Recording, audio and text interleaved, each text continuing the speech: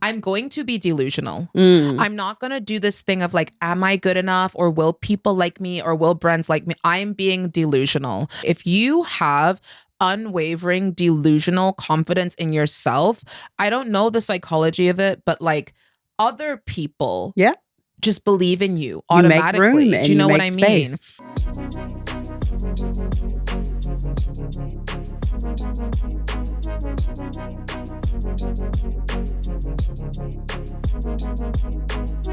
Hi, welcome back to another episode of Passport to Perspectives. Welcome back in. We have a beautiful guest with us today. Her name is Nomi. Please introduce yourself. Hello, everybody. My name is Nomi Kang. I am a creator living here in South Korea and a good friend of Taryn's. Nice to see you. We're so happy to have you here. Today, we're going to go a little bit further, into your life story. We also will play some fun games and just get some perspectives on marriage, gender roles, and we have an exciting reveal for you at the end with some creator content up the way. I know it's been such an exciting journey getting here to Korea. Yeah. Can you tell us where you come from? Just a little bit of your background, information like that? Yeah, of course. So obviously I was born in London. I'm from the UK, but by descent, I'm from Nigeria and Scotland. And I grew up in 4 countries. So I think I'm a little bit of a melting pot of a kind of a person, grew up in the UK, the US, Chile, and Nigeria. So I grew up very much in a multilingual household. I grew up around a lot of different cultures and different kind of people. And yeah, I guess that was a huge influence on me coming to Korea anyway. Absolutely, Yeah. absolutely.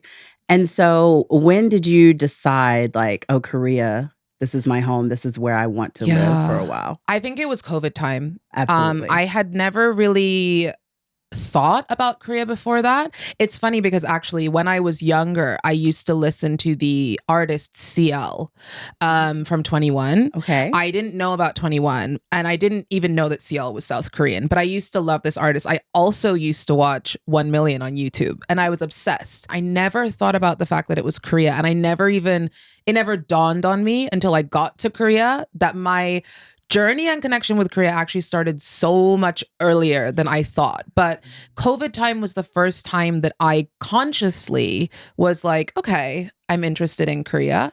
And I think it just started with me wanting a COVID hobby. I wanted to learn a language. I wanted to learn a language that didn't use the Roman alphabet. I kind of came across Korean, YouTube, it comes up on your feed, started studying Korean. And I think from that point, I just fell for Korea through the language, the culture, and the food, obviously. Oh, that's beautiful. Yeah. You got married recently. I did. I'm in my wife era. Yes. So I got married back in April, which was a while back now because we're in November? Yes. But I'm still a newlywed. And that was just the most unexpected turn in my journey in general and in my Korea journey, because before I came to Korea, I had decided that marriage and kids were not for me. And I just came to Korea for a new beginning and trying to live my best life. And I ended up meeting my husband and here we are. That's beautiful. Yeah. How long were you guys dating and talking before you? We were together for a total of just over a year before we got married. Beautiful. So it wasn't the longest dating period, but I feel like it's so cliche, it's so cringe, but like when you know, and I feel like, yeah, I was very sure. In fact, I was sure before a year, but I took my year, I took my time to an extent, before we got married. And so far I have no regrets. Oh, that's beautiful. Yeah. Now, what's the ethnicity of your husband? My husband is Korean. Okay. Yeah, my husband is Korean. I met him in the city where I live, and he's very Korean. Not from like hasn't really traveled. When we met, he had only been to Japan. That's the only. Oh no, I think Japan and maybe one other country in Southeast Asia. I can't remember which country. And that was it. Now he's also been to the UK with me, but he is very much somebody who is from Korea, born and raised, grew up in that culture, and before meeting me didn't really know much of anything else. Yeah. Yeah. But you were able to communicate with him properly, correct? Yes, we talk in Korean. So the fact that obviously my journey to Korea started with learning the language Yes.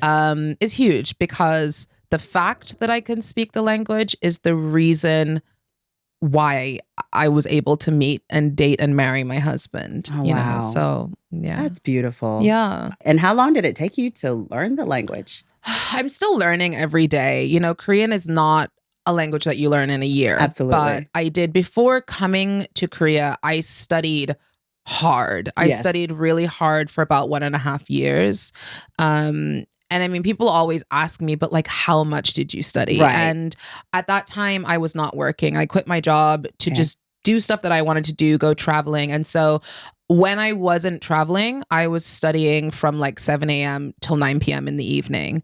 I did that for about 1.5 years. But even then, when I came to Korea, I couldn't really have conversations with people. Listening was really I hard. see. Speaking was also hard because I didn't have practice. Right. And then I would say that just through certain experiences living in Korea, that's where my Mm. Korean, maybe for like another year, improved a lot. Okay. And then obviously through dating my husband has Yeah. improved exponentially. Yeah. They say that dating like is the fastest way to It learn the literally is. language. It's so funny because when I first came to Korea, one of the taxi ajoshis said Uh-huh. to me, he was like, if you want to learn Korean, get a Korean boyfriend. And I was like, ajoshi, like, what are you talking Whatever. about you? And then he's right. He's so right. Like my Korean has gotten so much better purely because my husband can't speak English. So Wow. Have you ever maybe spoken to a Korean and they help you practice your Korean, or do they usually try to talk to you in English? Like, I think it depends on where you are in Korea. Like okay. where I live, which is Cheongju, it's a smaller city and there's first of all, there's not really as many people that can even speak English as Seoul, but even the people who can speak English don't get the opportunities to do it. So they're shy Absolutely. and they don't want to speak English. So in Cheongju, I feel like it doesn't matter what your skill is, they're gonna speak Korean to Yeah, you know? absolutely. Whereas in Seoul, my experience is that it doesn't even matter if I speak Korean to them, people only want to speak English to me, which I have feelings about that, but anyway. We'll talk about that We'll talk about that later. And what visa are you on? So I'm on a marriage visa now. Okay. When I transitioned from Epic to now I'm a homeroom teacher at a Mhm. private school, not a hagwon, an actual school. Okay. At that time that I was transitioning, my visa was also changing. I see. So I am a teacher still, but I'm on a marriage visa. So my stay in Korea is not tied to my job. I see. Yeah. So can you tell us a little bit about maybe what that visa offers you and allows you to do that it does not allow other foreigners? Yeah. So, I mean, when you're on a marriage visa, you have no limitations in terms of what work you can do. So, I mean, provided that your actual job doesn't have any clauses in the contract, then you can do whatever work and as much work as you want. So, for example, you could be a teacher and then also have a jewelry business and then also, I don't know, tutor some students and then also work at an ice cream shop on a Sunday if that's what you wanted to do. Do you know what I Right. mean? So it gives you so much more flexibility in terms of earning power, earning potential, and just like freedom. Okay. You also, yeah, you just generally have the ability to live like a Korean in Mm, most aspects. okay. Yeah. So you don't come up against as many limitations. Even just stuff like loans and things. I know they can still be difficult for Yes. foreigners on a marriage visa, but it is a hell of a lot easier to get a loan or go into property when you're on a marriage visa versus if you're on an E2, it's just not It's even not possible. possible. Not Yeah. possible. So it's a much more grounded Absolutely. like existence. Yeah. Do you find any woes or has there been any difficulties being, married here in Korea? I have been very lucky because the family that I married into, even though they're very Korean, they're open-minded. Not the open-minded we all know, but they're open-minded from the point of view of like, they don't have very heavy expectations on me as the wife of a Korean man. Yes. But I know other foreign girlies who have married here who struggle with the very heavy expectations and burdens that their mother-in-laws or their Korean side of the family has on them. Absolutely. And I feel bad when I talk to those girlies.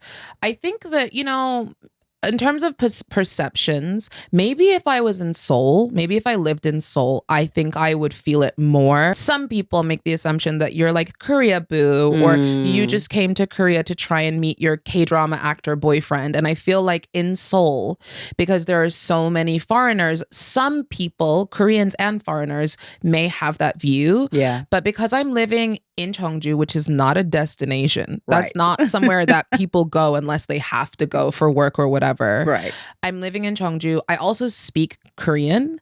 So I don't feel, nobody treats me like, you know, I'm just the silly foreigner who came to find my K-drama dream. If anything, getting married has made people almost just kind of treat me like a Korean, you know, even though I'm foreign. And it's made people, I feel, made Korean people accept me and respect me Absolutely more because I'm not only married, but I'm married to a Korean. And so you did talk briefly about, you know, how the family treats you and what's expected of you.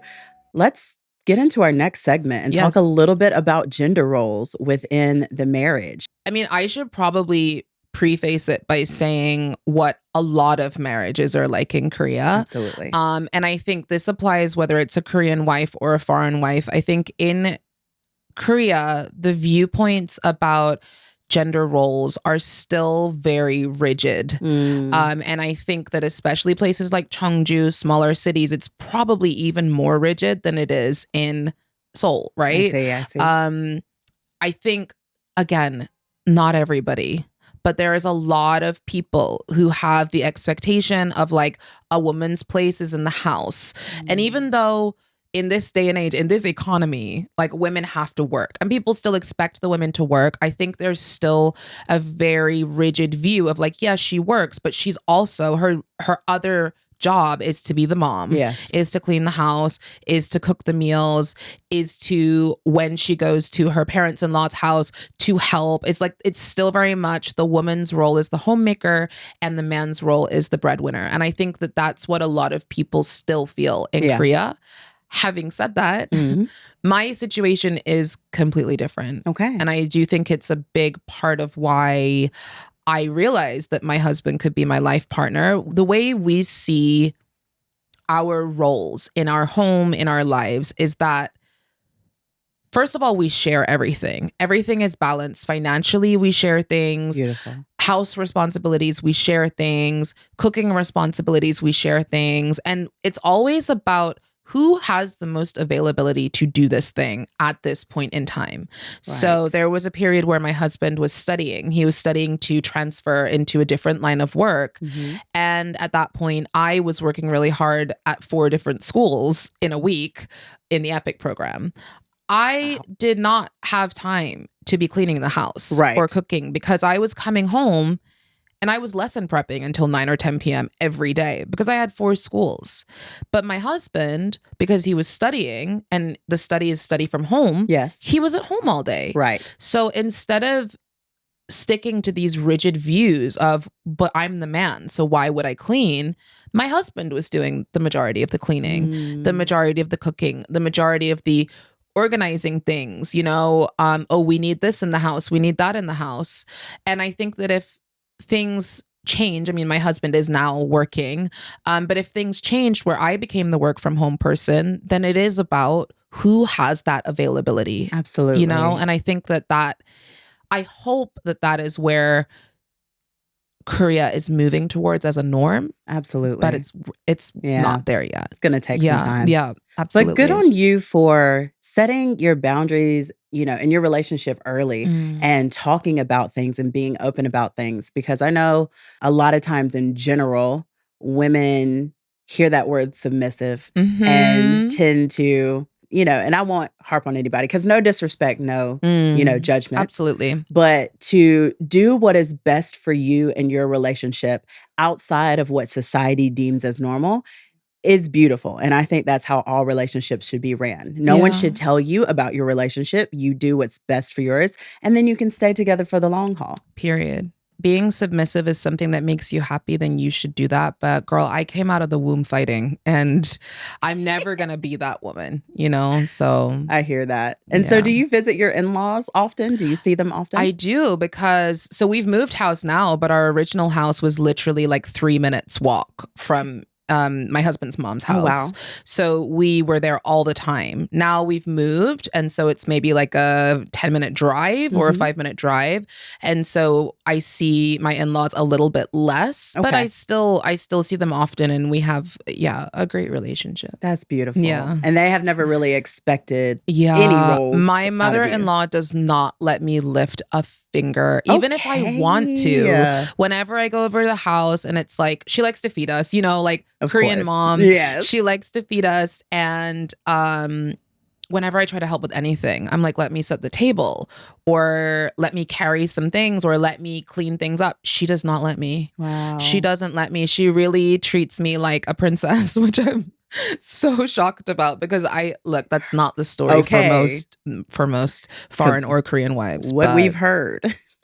I have heard from a lot of girlies that it is very difficult. And I think in some cases, it's already difficult being a Korean woman that's married in Korea. Yes. But I think in some cases, it can be even more difficult for a foreign woman. And I feel like some mother-in-laws put even more pressure because not every family is necessarily in agreement with, or even if they have accepted, necessarily wanted this ending for their child. Right. Not everybody had the expectation that their child would marry a foreigner. And not everybody's okay with that. Yeah. So I'm hugely lucky that my mother-in-law always said, I don't see any difference. And she treats me like a princess, like I said. And she really cares for me. And I love my mother-in-law. I really love that for you. And shouts out to a beautiful mother-in-law. We thank you and we appreciate you for taking care of our Nomi. And so what do you guys think? Like, have you heard any stories about marriage here or just dating and relationships? I really want to know what you guys think about that. And of course, interracial dating here in Korea. Yeah. So send it in the comments. Let us know what you think. Let's go to our game section. Okay. You guys, this is going to be so much fun. I've been seeing this trending on TikTok and I'm super excited to play it. Yeah. It's called Hear Me Out. Hear me out. Now, let me explain. So, Hear Me Out is basically a game where, you're attracted to a character, whether it be cartoon character or, real life person. And it's not really the expected, you know? It's not the obvious ones, right? Exactly. Yeah. You initially just start off with Hear Me Out, and we're just going to explain why these are Hear Me Out. I think I have a lot of explaining to do. What's that one video back in the past? You got some splaining to do. That's about to be me. All right. So would you like to start Yes, first? please. Okay. So my first one, hear me out. Okay, hear me out. I know he is an animal. But Simba is spicy. I'm sorry. He is. Simba, you know what? Had attitude. I have to agree with you. Yeah. Simba is literally, especially baby Simba, is that boy that you had the crush on at school. Do you know what I mean? Little bit of a ruffian, little bit doesn't really listen to what his mom and dad says. I think Simba was the original bad boy. He was. And it was the hair flip and the Hakuna Matata for me. Girl, it's look at his face. The smile. The little sly smile. So that's my first one, okay? I get it. And it makes sense. Yeah. Judge not. Well, actually, I don't think this one is a judge not. I don't think this is a judge. Hear Me Out. Moses. Okay. Right? From the Prince of Egypt. Moses was beautiful. Look at his bone structure. Do you see that? The facial structure, and then The facial hair. He had a heart for God, which Period. was absolutely beautiful. Kindness. He led the people. He freed people. Leadership. Okay. Leadership. That's not a hear me out. That's the obvious. That's obvious. But That's I couldn't obvious. help it. But like he a little old. you know, he is. And yeah. Okay, but he gets off sugar daddy who can help the world. Yes, so, he can. I'm here for that. We love him, you know, Moses. and he was eventually given all the riches, right? So even if he didn't start out rich, he grew into richness. I feel like those are the guys that you want to be with. Don't marry rich, okay? When you marry somebody that already has money, that person can feel an upper hand over you. Absolutely. This is my advice for today. Don't marry rich. Marry somebody who has potential to be rich. Come on now. Where is my next one? Okay. It's the last for me. I'm not even sorry. Hear me out. Come on now. Hear me out. Hear Hear me out. out. It is Steve from Blue's Clues. I just feel, first of all, Steve is so kind. He is. Steve is so Another kind. beautiful soul. And he's smart. He was finding all the clues. He helped us to learn. You know what I mean? He helped us to learn. He was consistent. Yeah. He was there for us. He was there for us. I love it's a TV show and it was consistent. He was there for us consistently. And I'm sorry, but I love it. From one married woman to a friend, consistency is extremely important. So I Steve love that. from Blue's Clues, guys. I love that. Oh, and when he left, I was so sad about that. Ugh. Yeah. And then he came back on TikTok and had us all crying. Falling. Okay, I'm sorry, you guys. Hear me out. Venom. I understand it. You get it? I endorse it. Bruh, man's got body. Man's got tongue. Man's got long tongue. I mean, enough said. I think that like it explains itself. And he's a bad boy. Okay. He's a bad boy. Explains He itself. comes in the nighttime. It's like, you know what I mean? It's like It's my forever booty call. But can you imagine Venom like Girl. swinging through your window? And Girl. I'm just saying, if I lived in Gotham City, I would be like, how do I summon Venom? I'm so weak. Oh, this is hilarious. Maybe it's not so much of a hear me out, but like hear me out, okay? The Beast from Beauty and the Beast. I see. But not Human Beast. Yeah, because when he changed, you saw Belle's face. It was disappointing. disappointed. It was disappointing. She's a furry. Human Beast was giving no sauce or seasoning on my chicken, right? But Furry Beast, on the other hand, Yeah. Furry Beast, first of all, he's large and he's kind of scary, but also kind of kind. And we all love that, like the hot and cold guys. Absolutely. You know what I mean? Like that's my toxic They trait. take us for a spin. Yep. It's kind of a wild ride with Beast. Is he gonna yell and smash things today, or is he gonna be kind? Is he gonna ballroom dance? You don't know. You and really I know don't. that's toxic, but like, hear Hey, me out, hear me okay? out. Hear me out. Please hear me out. What is the name? Thumper? Thumper from A Bug's Life. Please hear me The out. worst thing is that I'm with you. Your man's had leadership and control. Girl. And it was his voice. His charisma. The charm. Charisma. that And he oozed really out. said, I want your anthill, so I'm taking it. Girl, You know what? that's a man. It's a man. That's a man. That's a man. Thumper. I'm sorry, y'all. Hear me out. Hear us Like, out. Hear us out. The next one, I don't even know how to explain myself. It is what What it is is. his name again?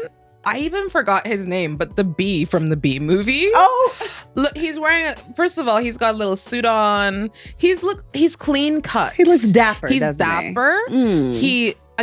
He looks kind and friendly. And you know what? Toxic me would never date the Bee from Bee movie. Right? But like new me, Okay. in this era of me, in her 30s that knows what she deserves, would be looking for a bee in a suit. Okay, because So- it's giving, let me set up your Roth account, your IRA. It is. Let and me- and generational wealth is something we should be building. Absolutely. So hear me out. Hear her out. Oh, hear me out. Girl. Meg from Hercules. She's so pretty. Bro, like She's her, so pretty.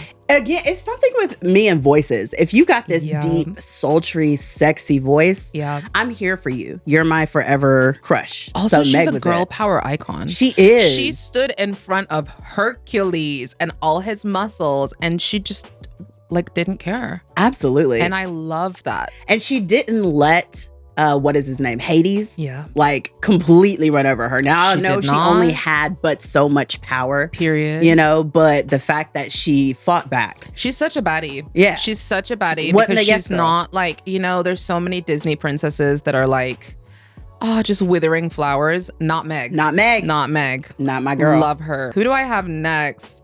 Oh, he's goofy. Okay. Oscar from Shark Tale. I love Oscar. First of all, if you don't like Shark Tale, then we can't be friends. Facts. There were a lot of characters. You know, what's the girl character that looks like Angelina Jolie? Yes, She's with the actually the lips. hottest. She's the hottest. Goddess. But also Oscar. Like, he's so goofy. And I like funny guys. Yes, absolutely. I'm like, my type is changed, and I'm not really like the cool chic guy. I like funny, goofy, slightly geeky guys. So Oscar from Shark Tale, he's a winner for me. That's a good choice. Good choice. Oh, hear me out. And everyone should agree with me. Ooh. Okay, people were looking at John Smith.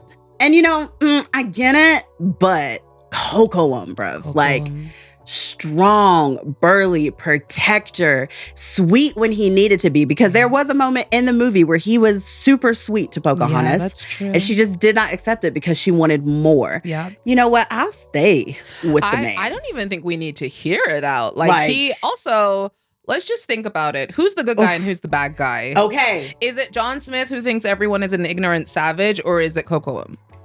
Period. Done. Case closed. Milo from Atlantis. Yes. Okay? Milo from Atlantis. Yes. I don't even remember what his personality was like. It's been a long time since I've watched Atlantis, but just like visually, he was clumsy. He was geeky.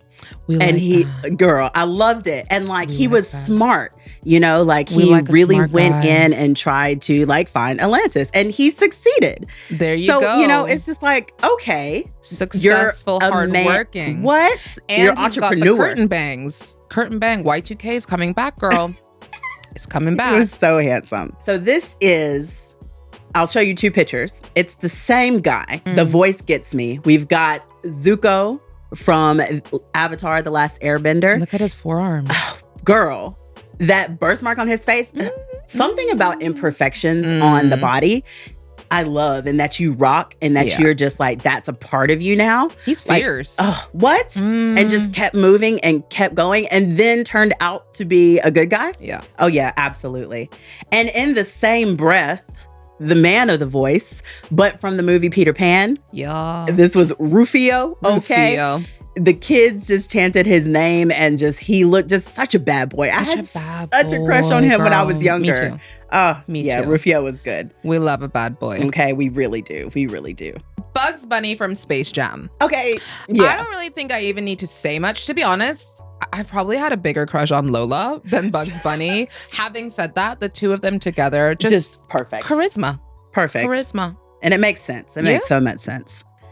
Ooh, hear me out. Mystique from X-Men. Body for days. And the fact that she can transform into anyone. Cool as hell. That is so fire. Yeah. Like, she could get whatever she wants and kind of manipulate people how she wants, which is the toxic trait for me. It's toxic. But, you know, at the end of the day, she was sexy. And she didn't talk a lot. You know, so like That's she just true. had that mysterious air about She her. a baddie. She a baddie. She knows she a 10. Okay. Okay, Mystique. Lightning McQueen. Good one. He goofy Yeah. and he's fast.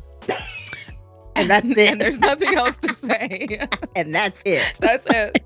Hear It's me out. hilarious. Ooh, hear me out. Ooh. Kovu, okay, from The Lion King 2, 1.5, I don't know which one. But he got banned and he wasn't even the bad guy. And he got banned. He's misunderstood. And I love me a misunderstood person. Is that maybe that's our problem? Ouch. Maybe we need to stop trying to understand the people that are misunderstood. But some people actually, the thing is, they don't get love though. That is they, true. you know, they I need think, love from somewhere. We don't have to like take care of them for the rest of our lives. But that is true. To hear people out who are always misunderstood and to give them a safe place to be. On a real note, it's a very good trait to have. No. Do you know what I mean? But it's slightly toxic if you're looking for it in a man. Trust me. Girl. Uh-huh. Oh. Uh-huh. Hear you out? Jake Sully. Oh. Jake Sully. Look at his face. Look at the eye. Look at the gaze, girl. Oh. Is this even a hear me out? Is it? I think it is. I mean, he's blue, so he's blue. Fine. But like, oh.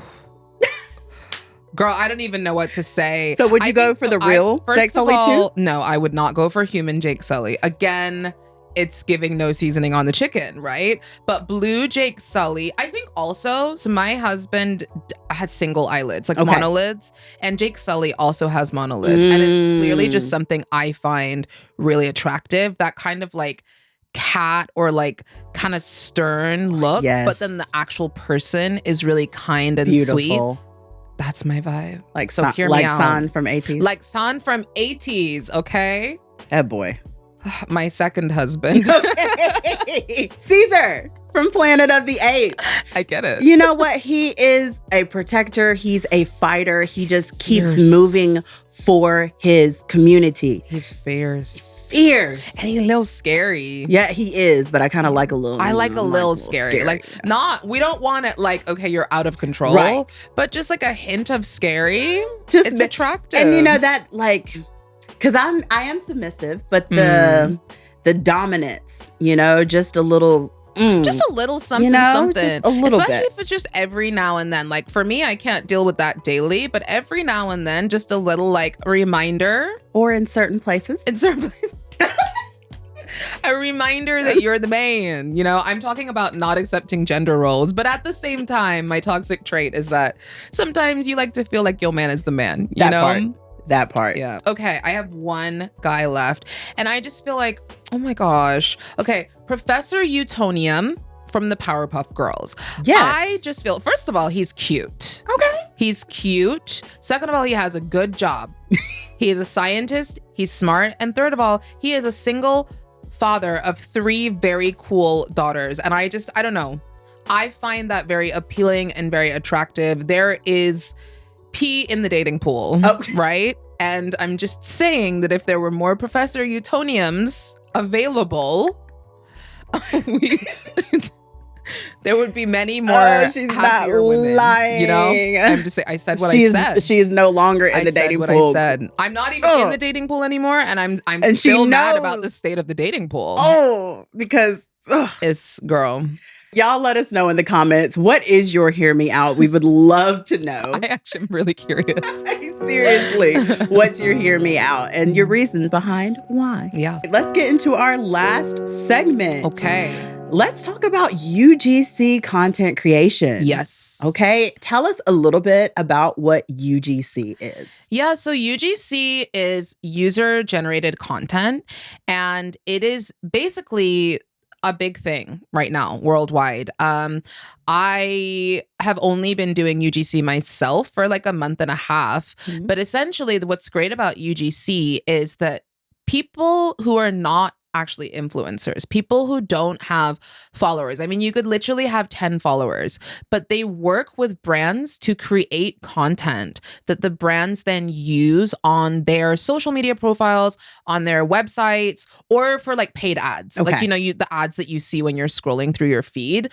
And so the reason why you don't need to have any followers is that it's only going on the brands, you know, advertising outlets. You're not posting it on your own social media. So UGC is kind of flipping the script. It's taking power away from these huge mega influencers. I should rephrase. Rather than taking the power away, it's kind of taking the emphasis away, but it's expanding the creator space by allowing more regular people who create good quality content to be able to work with brands and get paid for, in many cases, get paid for working with brands.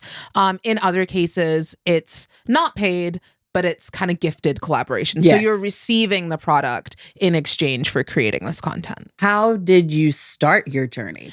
So I kind of fell into it, honestly. So there is this app here in Korea. There's tons of apps around the world for different countries. But in Korea, a popular app is Nudie Lounge. Okay. And it is basically an app for creators where you make a profile and you connect all your socials and you can apply to campaigns or basically projects where it's brands looking, they're like, I want to promote my serum or I want to promote whatever it is. And we're looking for creators to do this campaign. And some of those campaigns are paid and some of those campaigns are just gifted collaborations. So I kind of just went on there like curious. I didn't even know what UGC was. I saw the UGC label on some of the campaigns, didn't know what it was. I mean, that shows how blindly I was going into this, and ended up getting accepted for like 2 campaigns within my first 2 weeks. Wow. And that's when I was like, hold on, let me Google UGC, what this is. Right? And from there, I was like, oh my God, this is like a thing. Wow. You know, this is something that whether I'm being paid or whether I'm just doing gifted collaborations, this is something that will allow me to do what I love, which is creating content, but actually work with big brands, you know, that I want to work with. Yeah. And so have you had the chance to collaborate with anybody yet? I have. So in the last, just in the last 10 days alone, I have had 4 or 5 collaborations come in. And prior to that, I think I had done 3. Okay. So yeah, in such a short space of time, I'm so grateful for how much interest I've gotten, and the fact that some of it is stuff that I've been seeking out myself. You know, I've gone to apply for projects through agencies, or I haven't actually yet directly communicated with brands, as in like gone to brands and asked for partnership, but I know a lot of people do that. And other things have just been brands coming to me through my social outlets and finding my email address, sending me emails and saying, hey, we'd love to work with you. So that's beautiful. Yeah. Now, have you ever considered collaborating with other creators? I would love to collaborate with other creators. And I just think that my challenge is that, one, I'm going to be so real with you. I don't actually know a lot of creators on the scene in Korea. I should be better at that. I should be better at watching other creators' content. But 2 is my location. I don't live in Seoul. And I think the majority of the large creators and creator events are in Seoul. So yeah, I think that's on me as well to start making my way up to Seoul more often and finding those opportunities. Absolutely. Absolutely. Where can we find that content creation that you've made? So with UGC, you won't find everything that I've created with brands, because oftentimes there are clauses in the contract that say you cannot post this anywhere. However, if you head to my TikTok, which is UGC Nomi Kang, so UGC NOMIKANG, UGC Nomi Kang, then you will see a lot of my content creation. I post a lot of examples on there. And if it is just gifted collabs, which would not have a privacy clause in them, then you will definitely be able to see those on my TikTok. Beautiful. Yeah. And have you had any challenges? Yeah. Oh, challenges. So many.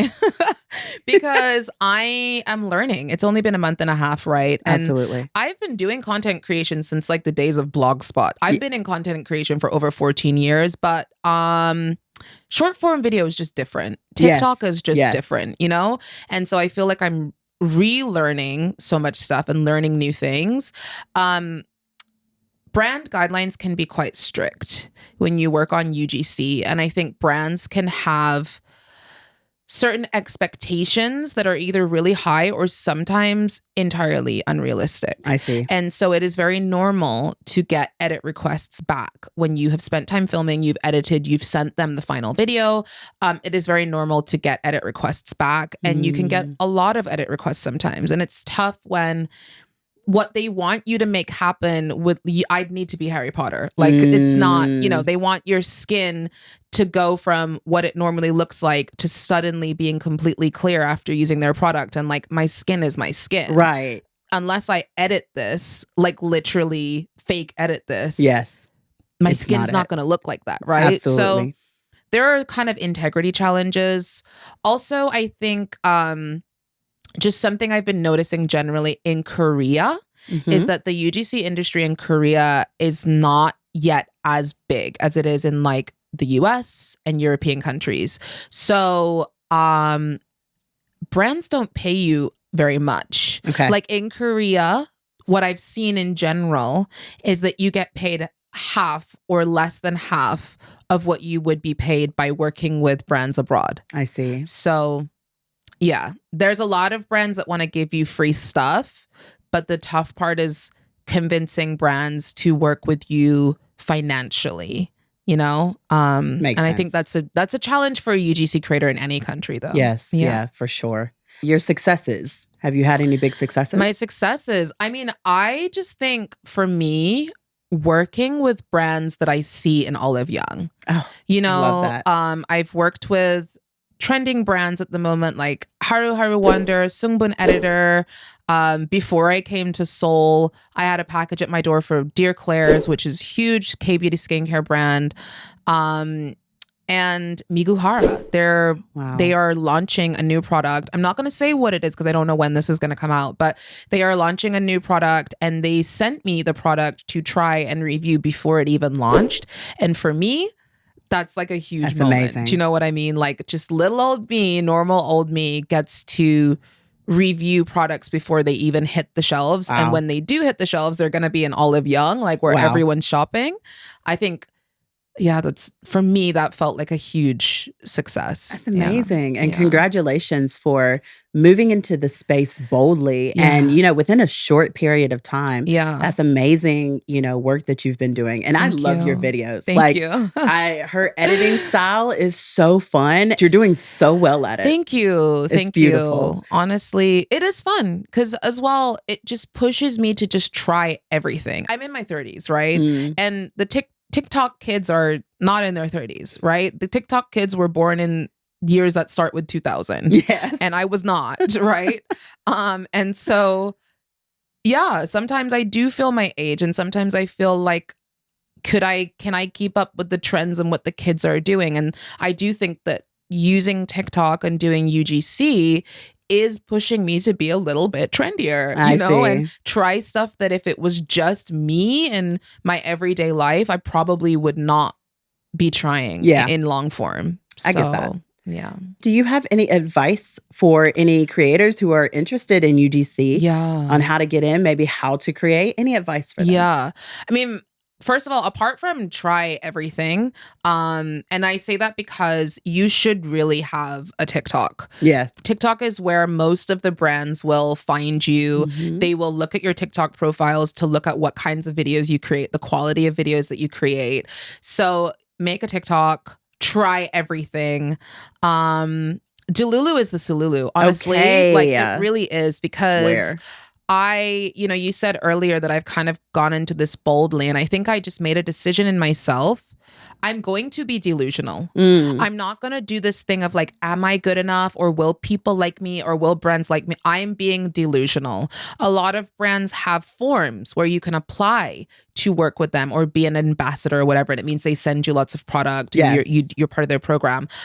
If this was me 5 years ago, I would be not applying and be telling myself, oh, I need to wait till later until I'm perfect or until I have 10,000 followers, which I'm very far from, by the way. Whereas now I'm like, I'm going to be delusional. Yes. I'm going to act like I'm an influencer with a million views. And I've noticed that by doing that, people have confidence in you. And this applies to anything in life, by the way. If you have unwavering, delusional confidence in yourself, I don't know the psychology of it, but like other people just believe in you automatically. Do you know what I mean?